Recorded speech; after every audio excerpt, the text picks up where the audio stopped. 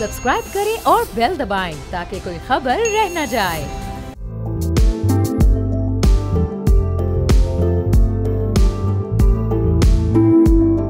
अस्सलाम वालेकुम, मैं अरबाज जहांगीर। आप देख रहे हैं प्रोग्राम व्यापार। जुलाई का महीना खत्म होते ही अमेरिका ने दुनिया भर के ममालिक पर टैरिफ आयद कर दिया है। सोने पर लगने वाले टैक्स ने आलमी गोल्ड मार्केट में हलचल सी मचा दी है। ताजरों की तवक्कुआत के बरक्स अमेरिका ने 1 किलो और 100 औंस वजनी सोने के बिस्किट्स पर टैक्स आयद कर दिया है, जो स्विट्जरलैंड से आने वाली बड़ी दरामदात में शुमार होते हैं। यह फैसला आलमी सोने की मंडी और स्विस बरामदात पर नुमायां असर डाल सकता है। सोने को साफ करने के मरकज स्विट्जरलैंड को 1 किलो और 100 औंस के बिस्किट्स पर 39% लेवी का सामना होगा। ताजरों का ख्याल था कि सोने की तमाम अशिया पर अमरीकी टैक्स लगाया जाएगा, लेकिन अमरीकी टैक्स का निफाज सिर्फ सोने के बिस्किट्स पर ही किया गया है। सोने की कीमतों में अमरीकी टैरिफ के ऐलान के बाद पिछले 3 महीनों में मुसलसल हमने कमी होते देखी है। NYMEX एक्सचेंज में ट्रेडिंग 2.1% कम हुई और सोने की फी औंस कीमत $3,418 हो गई।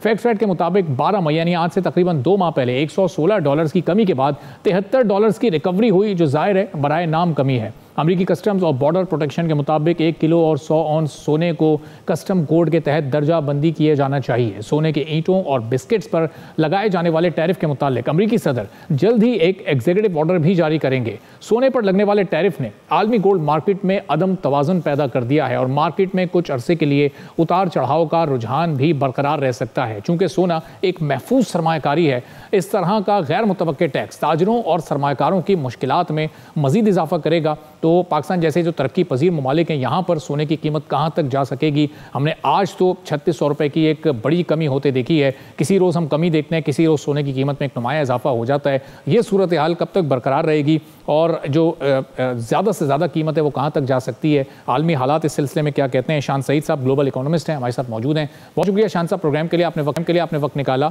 अब ये जो उतार चढ़ाव सोने की कीमत में हम आलमी सतह पर देख रहे हैं, टैरिफ आयद हो गया तमाम ममालिक पर, मैक्सिमम ममालिक के साथ सिचुएशन डन हो चुकी है। अब आगे किस जानिब ये कीमत आप देख रहे हैं? मेरा ख्याल है गोल्ड जो है इसी तरह फ्लक्चुएट करते रहेगा। उसके 2 फैक्टर हैं, क्योंकि एक तो टैरिफ, जैसे आपने बिल्कुल सही कहा प्रोग्राम के शुरू में कि जो टैरिफ लगा है उससे जो है मार्केट में बहुत ज़्यादा कन्फ्यूजन है। और अगर आप संडे की फाइनेंशियल टाइम्स उठा के देखें, उन्होंने बिल्कुल पहले पेज पे लिखा हुआ है, white house steps in after gold tariff sparks confusion in market. अगर आप ओवरऑल सेंटिमेंट देखें तो सेंट्रल बैंक्स अभी भी बाइंग कर रहे हैं, जो ग्लोबल इन्वेस्टर्स हैं वो भी बाइंग कर रहे हैं, होपिंग कि जी 4 कट इंटरेस्ट रेट्स के जो हैं वो फेड करेगा। अगर फेड जो है 4 इंटरेस्ट रेट कट करेगा तो उससे डॉलर मज़ीद जो है वो डेप्रीशिएट होगा, और डॉलर जैसे ही डेप्रीशिएट होगा गोल्ड की प्राइसेस में मज़ीद इजाफा होगा। अगर आप देखें ये वही सिनेरियो जो 1976 से 1982 में हुआ था, जब सेंट्रल बैंक्स बाइंग कर रहे थे, फेड ने इंटरेस्ट रेट कम किए प्रीमेच्योरली, इन्फ्लेशन दोबारा आ गया और दोबारा उन्होंने इंटरेस्ट रेट बढ़ाए। लेकिन इंटरेस्ट रेट बढ़ाने के बावजूद गोल्ड की प्राइसेस जो हैं वो अर्ली 80s में जो है 20 जनवरी 1980 को वो प्राइस जो थी $850 पर आउंस पे पहुंच गई थी। तो सिमिलर सिनेरियो है जो IIQI में हम प्रोजेक्ट कर रहे हैं कि साल के आखिर में $3500 से लेकर $4000 पर आउंस पे ट्रेड करेगा। JP मॉर्गन ने ऑलरेडी कह दिया है कि $6000 पर आउंस 2029 तक। तो ओवरऑल जो सेंटिमेंट्स हैं वो बड़े बुलिश हैं। और जब सबसे ज़्यादा इंपॉर्टेंट फैक्टर है वो है जियोपॉलिटिकल रिस्क। आपको पता होगा रशिया यूक्रेन की, गाज़ा, ईरान, इजराइल और रिसेंटली पाकिस्तान इंडिया की जो एक छोटी सी वॉर हुई थी, उससे भी मार्केट्स में थोड़े से इन्वेस्टर्स जो थे वो अनसेटल हो गए थे। तो मेरा ख्याल है geopolitical risk, central bank buying और जो अनसर्टनिटी है मार्केट में, वो जो है डॉलर की प्राइस को ऑन दी अपसाइड रखेगा। ठीक है, लेकिन जो गोल्ड एक्सप्लोरेशन की ट्रेंडिंग हम देख रहे हैं, इसका एक थोड़ा सा डाउनवर्ड इस वक्त इसका एक ट्रेंड है।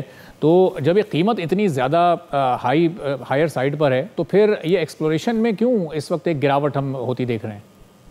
मेरा ख्याल है अगर आपने देखा हो 10-15 साल में गोल्ड की जो एक्सप्लोरेशन है उसमें कैपेक्स जो है, कैपिटल एक्सपेंडिचर, वो इतना हुआ ही नहीं है। तो वही जो गोल्ड मार्केट में सर्कुलेट कर रहा है वही एक जगह से दूसरी जगह आ रहा है। लंदन से वो न्यूयॉर्क ट्रांसफ़र हो रहा है, स्विट्ज़रलैंड से न्यूयॉर्क ट्रांसफ़र हो रहा है, अफ्रीका से वो स्विट्ज़रलैंड आ रहा है। तो गोल्ड की जो एक्सप्लोरेशन है उसमें इतनी इन्वेस्टमेंट नहीं हुई। इन्वेस्टमेंट ना होने की वजह से भी प्राइसेस जो हैं, जो सोफिस्टिकेटेड एंड स्मार्ट इन्वेस्टर हैं उनको पता है क्योंकि इतनी एक्सप्लोरेशन नहीं है, डिमांड हाई है, सप्लाई कम है, तो गोल्ड की प्राइसेस डेफिनेटली ऊपर जाएंगी। और ये वही सिनेरियो 1970s में हुआ था। तो हम वो सिमिलर सिनेरियोज में हैं कि उस ज़माने भी जियोपॉलिटिकल रिस्क था, उस ज़माने भी इन्फ्लेशन था, ग्रोथ कम थी, और उस ज़माने भी डॉलर डेप्रिशिएट हो रहा था। अभी भी डॉलर जो है वो अगर आप देखें साल में तकरीबन 8.5% जो है वो डॉलर ने डेप्रिसिएशन की है, और ये डेप्रिसिएशन मजीद होगी जब थर्ड और फोर्थ क्वार्टर में जाएंगे। तो शान साहब, ज़ाहिर है अगले 2-3 साल की या 4 साल की फोरकास्ट करना तो खासा मुश्किल काम होता है दुनिया के आज के सर्कमस्टांसेस में, लेकिन हम चूँकि ज़ाहिर पाकिस्तान में जो रिजर्व्स हैं इस वक्त गोल्ड के वो मैच्योर होते होते इतना ही अरसा लगना है, और अभी जो रिसेंट सरमाकारी इस वक्त हमारी माइंस एंड मिनरल सेक्टर में खासतौर पर गोल्ड और कॉपर को लेकर हो रही है, तो वो भी बड़ी इंपॉर्टेंट है। कितना इम्पैक्ट ये डाल सकती है, और जब तक ये रिजर्व मैच्योर होंगे उस वक्त तक क्या आपको अंदाज़ा है कीमत कहाँ तक जा चुकी होगी? जो एक रफ एस्टीमेट है 2030 तक जो गोल्ड की प्राइस है वो 6,000 से लेके $10,000 पर आउंस पे ट्रेड करेगी। और जहाँ तक पाकिस्तान के गोल्ड और कॉपर और दूसरे रिजर्व्स का ताल्लुक है, उनको मैच्योर होने में टाइम लगेगा। Nothing happens overnight. तो मेरा ख्याल है जो ओवरऑल सेंटिमेंट्स हैं सिल्वर के, गोल्ड के, कॉपर के, उनमें काफ़ी जो है बुलिशनेस है। और हम देख रहे हैं जो स्मार्ट मनी है वो मूव हो रही है टेंजिबल एसेट्स में। जब आप टेंजिबल एसेट्स की बात कर रहे होते हैं तो आप रियल स्टेट की बात करें, प्रॉपर्टी में। पूरी दुनिया में इस वक्त प्रॉपर्टी इन्वेस्टमेंट जो है वो ऊपर है। दूसरा गोल्ड एंड सिल्वर है, जो टेंजिबल एसेट्स हैं, लोग उनको टच कर सकते हैं, सिक्योरिटी है, इंश्योरेंस ऑफ योर वेल्थ है। तीसरा एग्रीकल्चर में भी इतनी इन्वेस्टमेंट नहीं हुई पूरी दुनिया में, फार्मर्स इतने आपको मिले नहीं। बूढ़े फार्मर्स हैं, 55-60 साल से उनकी ऊपर उम्र हो गई हुई है। चौथा जो है ऑयल एंड गैस। आपने भी जो सारी दुनिया है वो ऑयल एंड गैस पे डिपेंडेंट है। और पांचवा जो है वो आर्ट्स है। जब भी हालात ख़राब होते हैं, जो पेंटिंग्स हैं, आर्ट्स हैं, उनकी जो मशहूर आर्टिस्ट हैं उनकी पेंटिंग्स हमेशा जो है वैल्यू दे के जाती हैं। और एक्सपेंसिव वॉचेस, अगर आपने देखा हो कि पूरी दुनिया में एक ट्रेंड है, जब भी हालात ख़राब हों, आर्ट्स में, वॉचेस में, जो एक्सपेंसिव लग्जरी वॉचेस होती हैं उनकी प्राइसेस हमेशा अप्रिशिएट करती हैं। तो मेरा ख्याल है टेंजिबल एसेट्स की तरफ जो सोफिस्टिकेटेड स्मार्ट इन्वेस्टर जो हिस्ट्री और इकोनॉमिक्स को जानते हैं वो हमेशा gold, silver, real estate, agriculture, oil and gas, arts और लग्जरी वॉचेस में इन्वेस्ट करते हैं। तो शान साहब, जब पाकिस्तान के गोल्ड रिजर्व्स मैच्योर हो जाते हैं 3-4 साल में या इससे भी ज़्यादा का अरसा ले लेते हैं, उसके बाद ये कितना बड़ा गेम चेंजिंग मोमेंट पाकिस्तान की इकॉनमी के लिए हो सकता है? जो इस वक्त दुनिया के बड़े गोल्ड पैदा करने वाले ममालिक हैं उनके मुकाबले में पाकिस्तान कितना एक कॉम्पिटिटिव मुल्क हो सकेगा, कितना फ़ायदा उठा सकेगा? मेरे ख्याल है जिन ममालिक में गोल्ड है, जैसे अफ्रीका है, वो बड़े कंपेटिटिव हैं। अफ्रीका रीजन जो ऐसा बूम कर रहा है। अगर पाकिस्तान के भी रिजर्व्स हम निकाल लें, जो बात कर रहे हैं गोल्ड के, कॉपर के, और भी हमारे बलूचिस्तान में इतने सारे रिजर्व हैं मुख्तलिफ मेटल्स के, अगर हम वो निकाल लें तो मेरा ख्याल है पाकिस्तान जो है एक रीजन में इकोनॉमिकली बड़ा एक स्ट्रॉन्ग मुल्क बन जाएगा। सही। और ज़रा पाकिस्तान के ज़रा थोड़ा सा पर्सपेक्टिव में कि जो यहाँ पर कीमत का इस वक्त उतार चढ़ाव है, तो इस वक्त लोग जो इन्वेस्टमेंट पॉइंट ऑफ व्यू से अभी भी एक सेफ़ इन्वेस्टमेंट है गोल्ड की, उसमें लोग इन्वेस्ट करें तो आने वाले दिनों में कीमत ऊपर ही जाएगी? बिल्कुल। लोगों को दो सवाल करने हैं अपने आप से, do they want peace of mind और do they want sleepless nights. अगर आपको आराम की और अपने आप की वेल्थ प्रोटेक्ट करनी है तो आप प्रॉपर्टी में इन्वेस्ट करें, आप गोल्ड में इन्वेस्ट करें, सिल्वर में, ऑयल एंड गैस में, एग्रीकल्चर में, आर्ट्स में, लग्जरी वॉचेस में। अगर आपने थोड़ा सा ज़्यादा रात को जागना है तो फिर आप इक्विटी और बॉन्ड मार्केट में इन्वेस्ट करें, जहाँ पर पूरी दुनिया में इस वक्त काफ़ी जो है वो वॉलेटिलिटी है। ठीक है, बहुत बहुत शुक्रिया शान सईद साहब, ग्लोबल इकोनॉमिस्ट हमारे साथ मौजूद थे। गुफ्तगू आपने सुनी। एक ब्रेक लेते हैं, ब्रेक के बाद वापस आएंगे, एक और अहम मौजू पर बात करेंगे।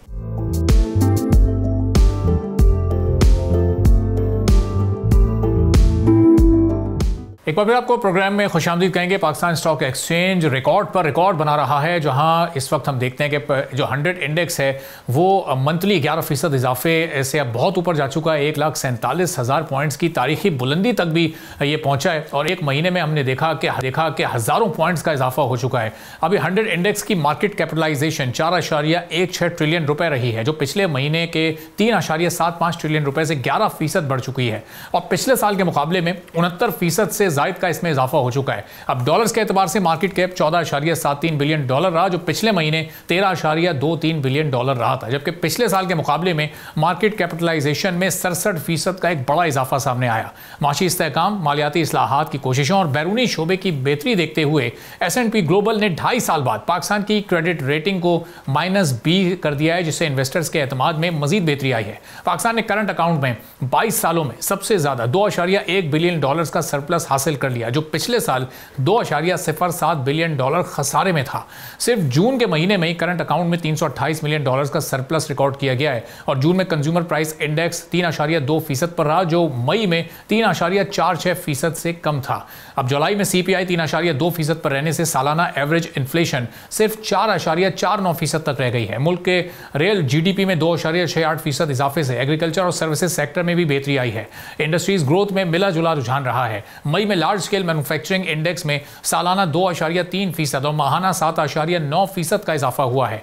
ऑटो सेक्टर तरक्की की राहों पर चल रहा है, जहां जून में ऑटो फाइनेंसिंग सालाना 20% बढ़कर 277 मिलियन डॉलर तक पहुंच चुकी है।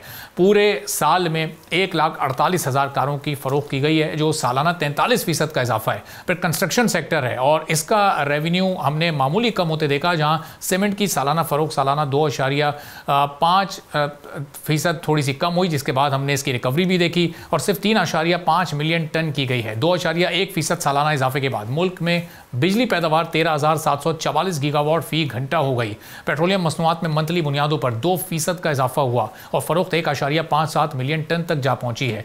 एक महीने में हमने इस इंडेक्स को, कमर्शियल बैंक्स का जो इंडेक्स है, उसमें 6,521 पॉइंट्स इजाफा देखा। फर्टिलाइजर ने 2,379 पॉइंट्स ऊपर इसमें इन्वेस्टमेंट हमने देखी है। बैंक ने 964 पॉइंट्स और टेक्नोलॉजी और कम्युनिकेशन ने 884 पॉइंट्स का इजाफा किया है, जबकि ग्लास एंड सेरेमिक्स रिफाइनरी में 50 पॉइंट्स की हमने कमी भी होते देखी है। फॉरेन इन्वेस्टर्स की जानिब से फरोख्त का रुझान जारी रहा है, जिन्होंने 31.67 मिलियन डॉलर की इन्वेस्टमेंट स्टॉक मार्केट से निकाली भी है। गैर मुल्की कॉर्पोरेशंस ने 32 मिलियन डॉलर्स की सिक्योरिटीज फरोख्त कर दी हैं, जबकि ओवरसीज पाकिस्तानीज ने 2.27 मिलियन डॉलर्स की सिक्योरिटीज की जारी की है। अब आने वाले दिनों में ये इंडेक्स कहां तक जाएगा, इस साल के टारगेट्स क्या हैं और जो इस वक्त दुनिया के सर्कमस्टांसेस हैं उनको देखते हुए क्या फोरकास्ट की जा सकती है। फरीद आलम साहब CEO हैं AKD सिक्योरिटीज के, हमारे साथ मौजूद हैं। फरीद साहब, बहुत शुक्रिया प्रोग्राम के लिए, आपने वक्त निकाला। हम देख रहे हैं कुछ सेक्टर्स बड़े जबरदस्त इस वक्त जा रहे हैं, हमारा इंडेक्स भी बहुत तेजी के साथ ऊपर जा रहा है। वॉल्यूम इन्वेस्टमेंट इस वक्त ये किस प्रोपोर्शन से बढ़ रही है हमारी स्टॉक मार्केट की?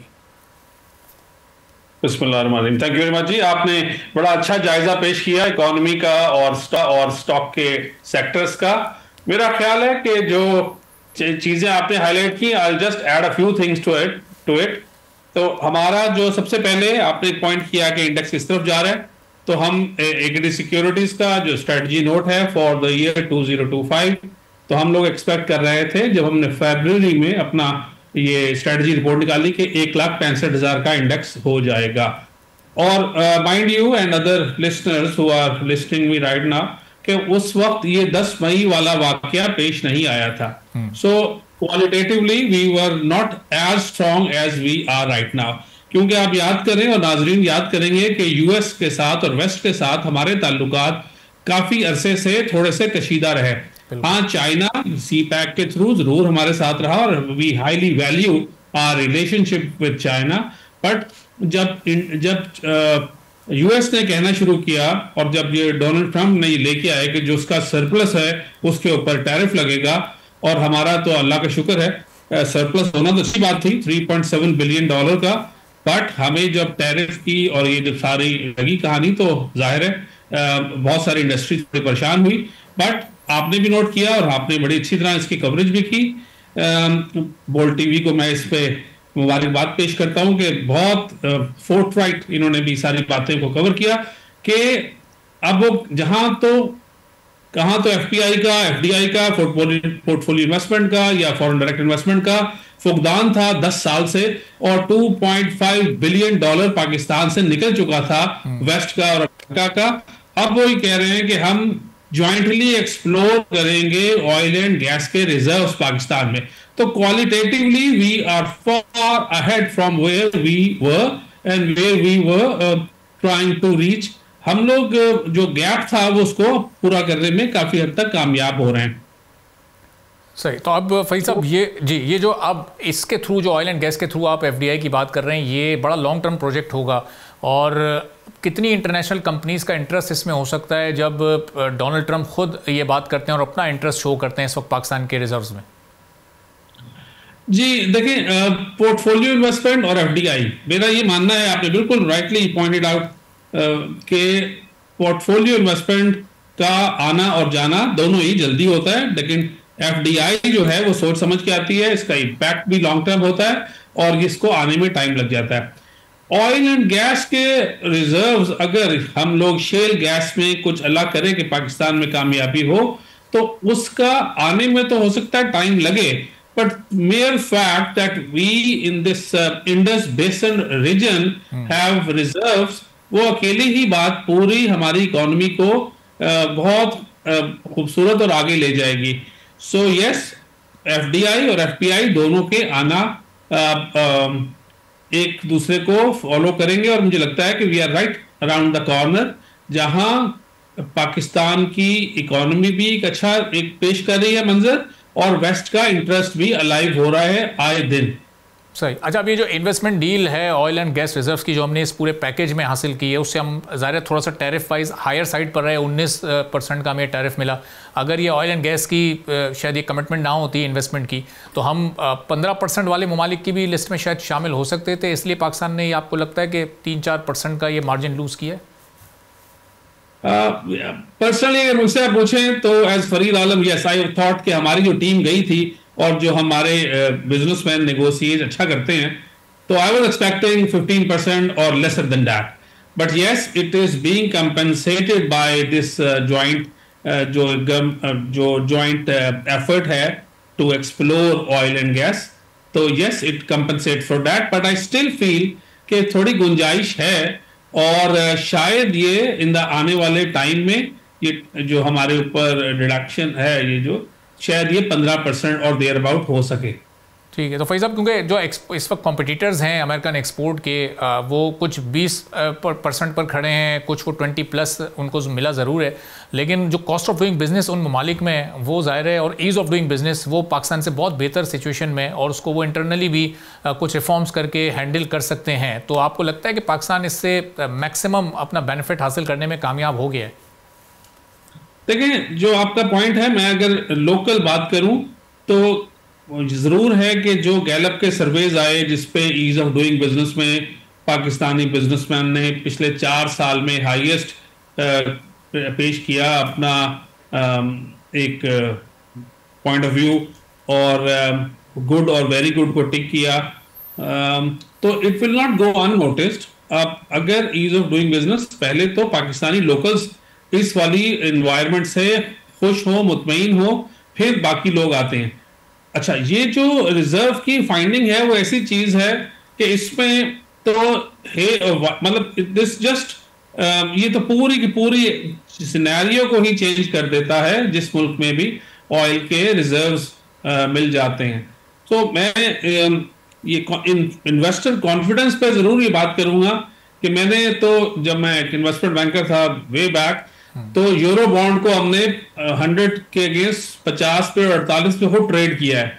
अब अगर पाकिस्तान का यूरो बॉन्ड प्रीमियम पे ट्रेड हो रहा है, तो वेस्ट और हमें जो वेस्ट के इन्वेस्टर्स हैं वो हमें कहाँ प्लेस कर रहे हैं, दैट्स अ स्ट्रॉन्ग इंडिकेशन कि पाकिस्तान एक काफी आगे बढ़ के अपने आप को ले आया है इकोनॉमिक फ्रंट पे। लेकिन फैज़ साहब, इसमें अगर हम पिछले 25 साल का जायज़ा लें तो 2 बार कोशिशें की गई हुकूमती पार्टनरशिप के साथ, एक परवेज़ मुशर्रफ दौर में, पाकिस्तान तहरीक इंसाफ दौर में, और वो एक्सप्लोरेशंस नहीं कामयाब हो सकी, उसमें भी बड़ी इन्वेस्टमेंट हुई, लेकिन वो 2 वेंचर्स कामयाब नहीं हो सके। तो उनको सामने रखते हुए बड़ी इन्वेस्टमेंट की हम तवक्को रख सकते हैं इस मौके पर? देखिए, एक है इन्वेस्टमेंट की तवक्को, और ज्यादा बड़ी तवक्को है कि हमें इंशाल्लाह यहां से कोई रिजर्व कोई मिल जाए।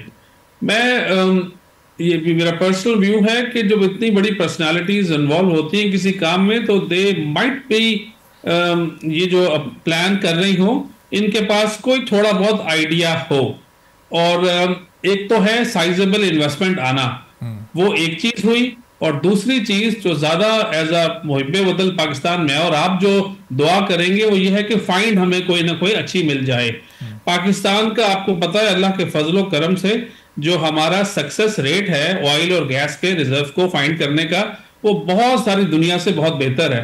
यस, पाकिस्तान में क्योंकि लॉ एंड ऑर्डर इतना जबरदस्त नहीं था पिछले सालों में, अभी भी थोड़ा बलूचिस्तान की तरफ थोड़ा अनरेस्ट है, तो पैसा जो कि ये रिस्की मनी नहीं आ रही थी, अब अगर वेस्ट साथ आ रहा है और गवर्नमेंट ऑफ पाकिस्तान और हम लोग सब एफर्ट कर रहे हैं, तो मुझे लगता है कि कोई इंशाल्लाह अल्लाह जो पॉजिटिव न्यूज़ का ये जो सिलसिला शुरू हुआ है 10 मई के बाद, ये अल्लाह करे कि ये कायम रहे और हमें कोई अच्छी फाइंड मिल जाए जिससे पाकिस्तान की जो फॉरेन एक्सचेंज के रिजर्व्स पे प्रेशर है वो एकदम खत्म हो, डॉलर थोड़ा नीचे आए।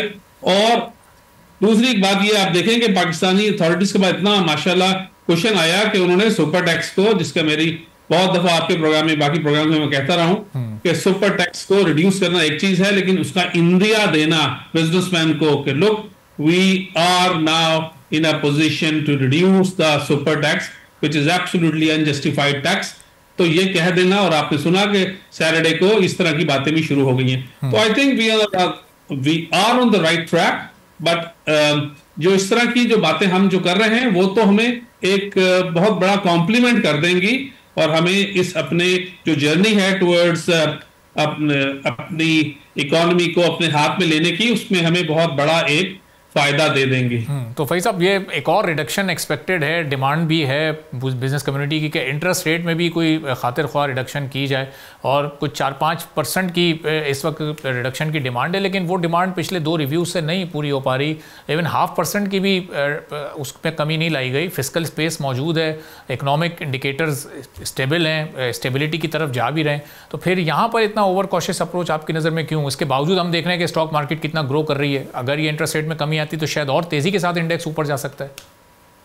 जी देखें ना, मार्केट का इंडेक्स माशाल्लाह अच्छा जा रहा है, बट अभी भी 6.6 टाइम्स प्राइस अर्निंग मल्टीपल पे हम ट्रेड कर रहे हैं फॉरवर्ड जो है, क्योंकि अर्निंग बहुत ग्रो कर रही है। और आज की देखें, अगर सिर्फ मैं आज की बात लूं तो बहुत सारी कंपनियों में, अच्छा हम इक्विटी सिक्योरिटीज की रिसर्च हम थोड़ा बाकी लोगों से ज्यादा एक्सपेक्ट कर रहे थे, लेकिन हमारी एक्सपेक्टेशन से ज्यादा की अर्निंग आई है 1-2 कंपनियों में नहीं, 3-4 में, जिससे हमें खुशी ज्यादा से ज्यादा है। आपका जो सवाल है कि रिडक्शन और इंटरेस्ट रेट का, मेरा ख्याल से जब मॉनेटरी पॉलिसी लास्ट अनाउंस होने जा रही थी तो उन दिनों जो ऑयल था वो थोड़ा सा हेवाई हो गया था।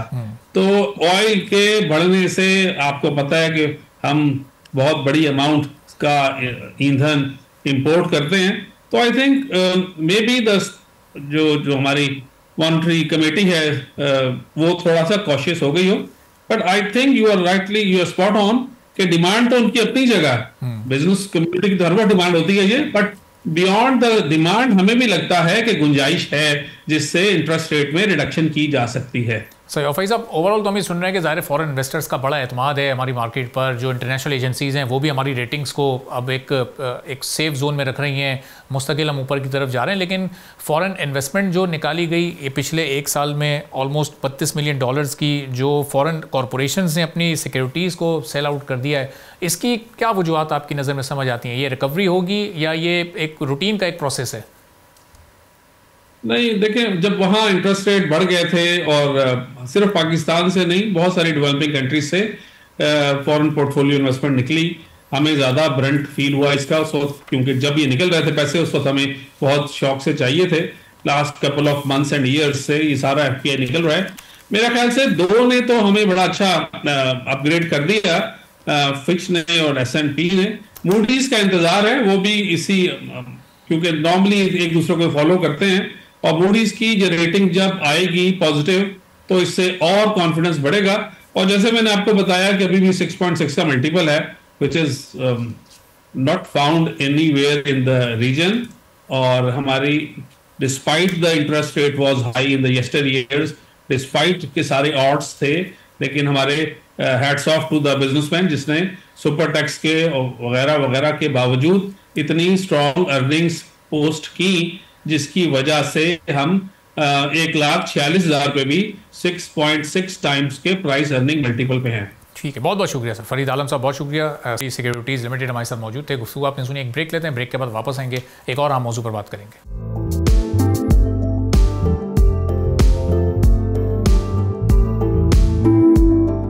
एक बार फिर आपको प्रोग्राम में खुशामदीद कहेंगे। माली साल के आगाज़ में ही पाकिस्तान की एक्सपोर्ट्स पिछले साल जुलाई के मुकाबले में 17% बढ़कर 2.7 बिलियन डॉलर्स तक पहुंची हैं। एक्सपोर्ट्स में पिछले महीने के मुकाबले में 9% का इजाफा हुआ है, जो मुल्क की इकनॉमिक ग्रोथ के लिए एक पॉजिटिव साइन है।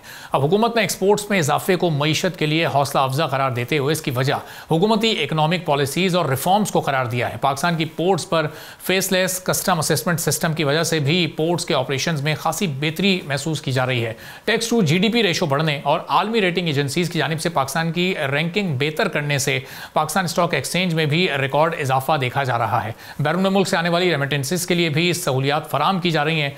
एक्सपोर्ट्स में इजाफे के बावजूद मुल्की ट्रेड डेफिसिट जुलाई में 2.75 बिलियन डॉलर्स तक पहुंच गया, जो पिछले महीने के मुकाबले में 16% से जायद इजाफा है। साबका पॉलिसीज में नरमी की वजह से मुल्की इंपोर्ट्स में भी 12% इजाफे से 5.4 डॉलर्स की हो गई हैं। तो ये एक्सपोर्ट का जो फिगर एक माह का सामने आया, अगर हम आने वाले साल और दीगर सालों के प्लान्स और टारगेट्स देखें तो उस हिसाब से ये परसेंटेज वाइज तो अच्छा खासा इजाफा है, लेकिन 2.7% एक महीने की एक्सपोर्ट, इसका मतलब कि हम वही सालाना तौर पर 32-32.5 बिलियन डॉलर्स के अराउंड ही फंसे रहेंगे। तो अब ये इनमें कैसे इजाफा हो सकता है, कुछ दीगर सेक्टर्स जिन पर इस वक्त हुकूमत फोकस कर रही है वो कितना गेम चेंजिंग हो सकते हैं। अली फरीद ख्वाजा साहब चेयरमैन है के-ट्रेड के हमारे साथ मौजूद हैं, उनसे इस बारे में तफसीली गुफ्तगू करेंगे। अली फरीद साहब बहुत शुक्रिया प्रोग्राम के लिए, आपने वक्त निकाला। पिछले महीने के एक्सपोर्ट फिगर्स हम देख रहे हैं 2.7 बिलियन डॉलर्स एक महीने के एतबार से तो ये अच्छे खासे हैं, लेकिन जो टारगेट्स हमने उड़ान पाकिस्तान में सेट किए हैं, क्या उस मुनासबत से ये इजाफा कोई हौसला अफजा सूरत हाल है इस वक्त? जी, जिससे हम आपके शो में पहले भी बात कर चुके हैं कि जो टारगेट्स सेटअप किए हैं वो काफ़ी एम्बिशियस है, और एम्बिशियस टारगेट सेटअप करना अच्छी बात है। टारगेट्स हमेशा ऊपर और हाई होने चाहिए, मगर अभी हम उससे काफ़ी दूर हैं। मगर अपॉर्चुनिटीज़ है इसका, जिस तरह आपने जिक्र किया कि कुछ नए सेक्टर्स है, जिस तरह माइनिंग है, ऑयल एंड गैस है, एग्रीकल्चर है, टेक्नोलॉजी है, जिसके अंदर क्रिप्टो के अंदर काफ़ी काम है। तो इन सारे सबका भी पोटेंशियल है, और जो एग्जिस्टिंग सेक्टर्स है उसमें भी पोटेंशियल है। मगर जो सबसे पॉजिटिव चीज़ जो जिस पे हम कैपिटलाइज कर सकते हैं वो हमारी इम्प्रूविंग जियोपॉलिटिकल रिलेशनशिप्स है। जिस तरह इस वक्त हमारे फील्ड मार्शल अमेरिका में है, I think that's an opportunity जो लाइफ टाइम, कई शायद डेकेड्स के बाद पाकिस्तान के पास अपॉर्चुनिटी आई है। इसके साथ साथ हमारे रिलेशनशिप बाकी ममालिक के साथ भी इम्प्रूव हो रही हैं। इस महीने के मेरे ख्याल में एंड में प्राइम मिनिस्टर एक डेलीगेशन को चाइना लेके जा रही हैं। That's another market. जापान की तरफ से इन्विटेशन आई हुई है। तो आई थिंक जो सबसे इम्पोर्टेंट है एक्सपोर्ट्स को बढ़ाने के लिए वो है मार्केट एक्सेस। अगर आपका मार्केट एक्सेस इम्प्रूव होगा जब भी आपकी प्रोडक्ट्स बिकेंगी। तो ये हमारे पास है इस वक्त opportunity to capitalise on a relationship. Lastly एक सेक्टर जो मेरे ख्याल में काफ़ी ज़्यादा कंट्रीब्यूट करेगा वो है डिफेंस टेक्नोलॉजी। हमारे जो जहाज़ है, एरोप्लेन, हमारे एम्यूनिशन, ये भी इनकी मार्केट मेरे ख्याल में काफ़ी खुल सकती है। तो अली फरीद साहब, हम ये इन सेक्टर्स में अगर हम एक ऑयल एंड गैस सेक्टर का भी इजाफा करें, चूँकि जो इंटरेस्ट इस वक्त डोनाल्ड ट्रंप का और कुछ अमेरिकी मार्केट्स का इसमें हमें इस वक्त दिखाई दे रहा है, अमेरिकी कंपनीज़ का सॉरी, तो ये भी ज़ाहिर फौरी तौर पर तो नहीं, लेकिन आने वाले कुछ सालों में एक अहम सेक्टर के तौर पर सामने आ सकता है। जी बिल्कुल, अगर ये हो गया मटीरियलाइज, जो कि मैं होपफुल हूँ और दुआ गो हूँ कि वो होगा, तो that can be a game changer. हमने आपके प्रोग्राम में भी डिस्कस किया कि पाकिस्तान ऑयल इंपोर्टिंग कंट्री है। हमें पता है कि हमारे पास रिजर्व्स हैं। हमें ये भी पता है कि रिजर्व्स को ढूंढना, उनको ड्रिल करना काफ़ी एक्सपेंसिव है, उसके लिए काफ़ी इन्वेस्टमेंट चाहिए। तो अगर अमेरिकन कंपनी इसमें आती है और यहाँ पे इन्वेस्ट करती है तो that could be a game changer for Pakistan for sure. सही। अभी जो जियो पोलिटिकल रिलेशनशिप की इस वक्त आपने बात की, पिछले 2 माह में पाकिस्तान की पूरी दुनिया में एक ये इस वक्त सिचुएशन चेंज हुई है। रेटिंग एजेंसीज भी हम ये देख रहे हैं कि अब रेटिंग्स को बेहतर कर रही हैं। अब इस पूरी सिचुएशन को बेहतर तरीके से कैपिटलाइज कैसे किया जा सकता है? जो टैरिफ का इम्पैक्ट दीगर ममालिक पर इस वक्त पड़ रहा है, उसको पाकिस्तान कैसे अपने फ़ायदे में कन्वर्ट कर सकता है? जी, एक चीज़ तो बड़ी आसान है। क्या अब देखें, इंडिया में जो है 50% प्लस जो है उनका टैरिफ्स लग गए हैं, हमारे 19% है। तो इसका मतलब है, और प्लस वो इंडिया की इकॉनमी को काफ़ी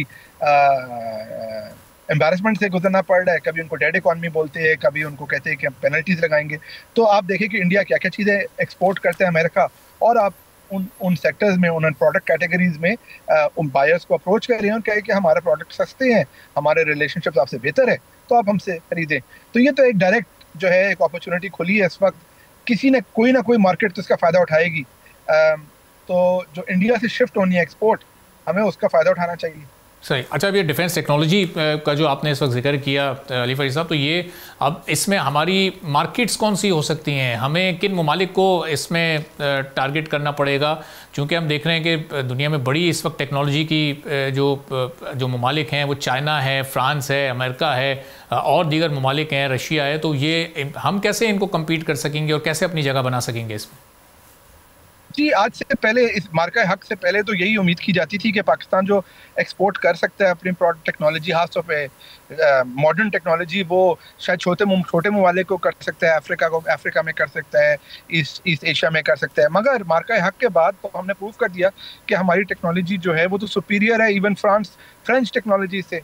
तो उसके बाद, और ना सिर्फ ये, हमने जो शो किया कि हमारे पास इंटरऑपरेटेबल टेक्नोलॉजी है कि हम अपने मिडल वेयर पे चाइनीज़ टेक्नोलॉजी को भी चलाते हैं, स्वीडिश को भी चलाते हैं और अमेरिकन टेक्नोलॉजी को भी चलाते हैं। तो ऐसी मिडल वेयर और ऐसी ऑपरेटिंग सिस्टम जो कि चाइनीज़ हार्डवेयर को और अमेरिकन और यूरोपियन हार्डवेयर के साथ कनेक्ट कर सकते हैं, मेरे ख्याल में तो ये यूनिक पोजीशन है हमारे पास। तो जो यूरोप में, जैसे आपको पता है कि यूरोपियन यूनियन ने रिकॉर्ड डिफेंस बजट अनाउंस किया है और यूरोप के सारे ममालिक जो है वो अपने डिफेंस स्पेंडिंग में इजाफा कर रहे हैं, तो मुझे लगता है कि वहाँ पे भी हमारे लिए अपॉर्चुनिटी हो सकती है।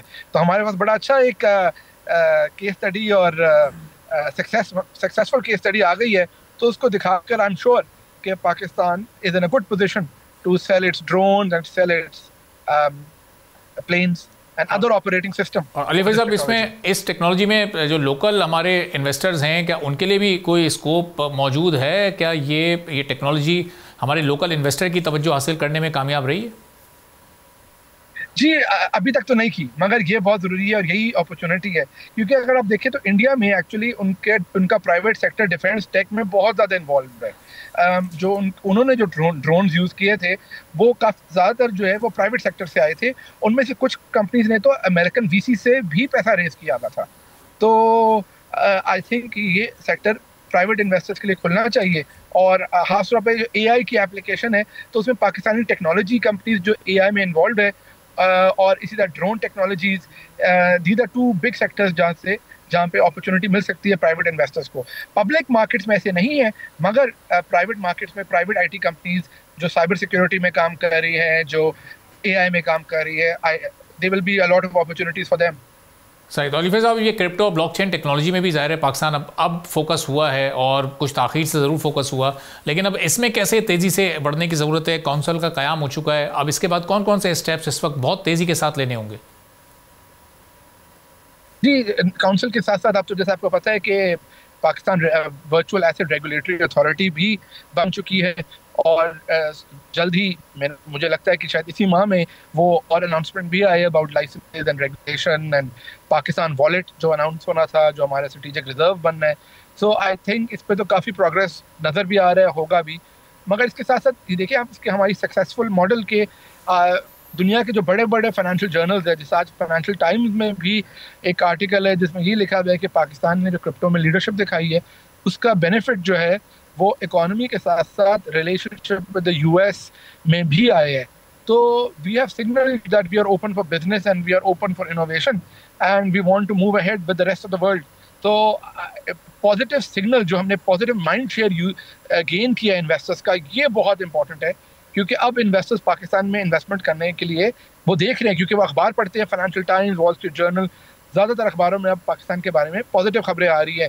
या तो हमारे विक्ट्री की खबरें आ रही है कि किस तरह हमारे एयरफोर्स ने इंडिया को शिकस्त दी, या हमारी क्रिप्टो की पॉजिटिव खबरें आ रही है कि किस तरह पाकिस्तान बड़ी मार्केट है, या हमारे जो प्राइम मिनिस्टर्स हैं और हमारे फील्ड मार्शल इनके इंटरनेशनल ट्रैवल्स की खबरें आ रही हैं। So momentum is with us and it's important to capitalise on it. और अली फरीद साहब, इस क्रिप्टो की मार्केट को एस्टेब्लिश करने के लिए भी ज़ाहिर पहले हमें लोकल इन्वेस्टर की ज़रूरत पड़ेगी, उसके बाद फॉरेन इन्वेस्टर्स की तवज्जो यहाँ पर आएगी। लोकल इन्वेस्टर का एतमाद और दिलचस्पी इस वक्त आपको इस क्रिप्टो में नज़र आ रही है? जी बिल्कुल। सो जैसे मैंने कहा कि ये रेगुलेटरी अथॉरिटी बनी है और ये लाइसेंसेस देगी, तो मैं इस वक्त पाकिस्तान में हूँ और पिछले एक हफ्ते में मुख्तलिफ बैंक्स, टेलीकॉम कंपनीज, जो है मुझे अप्रोच कर रही है और यही डिस्कस करना चाह रही है कि हम किस तरह पाकिस्तान के अंदर क्रिप्टो के अंदर इन्वॉल्व हो सकते हैं, हमारा रोल क्या हो सकता है और हमें क्या करना चाहिए, कौन से लाइसेंस लेने चाहिए। तो आई एम श्योर कि जब अभी डिटेल्स आएंगी और मेरे ख्याल में इसी महीने आ जाएंगी तो उसमें काफ़ी ज़्यादा आप पार्टिसिपेशन देखेंगे पाकिस्तानी बैंक्स की, पाकिस्तानी टेलीकॉम कंपनीज की, पाकिस्तानी फिनटेक कंपनीज की इसमें इन्वॉल्वमेंट होगी। ठीक है, बहुत बहुत शुक्रिया अली फ़रीद ख्वाजा साहब, चेयरमैन के ट्रेड हमारे साथ मौजूद में सुनी। इसी के साथ नाज़रीन आज के प्रोग्राम से इजाज़त दीजिए, अल्लाह हाफ़िज़।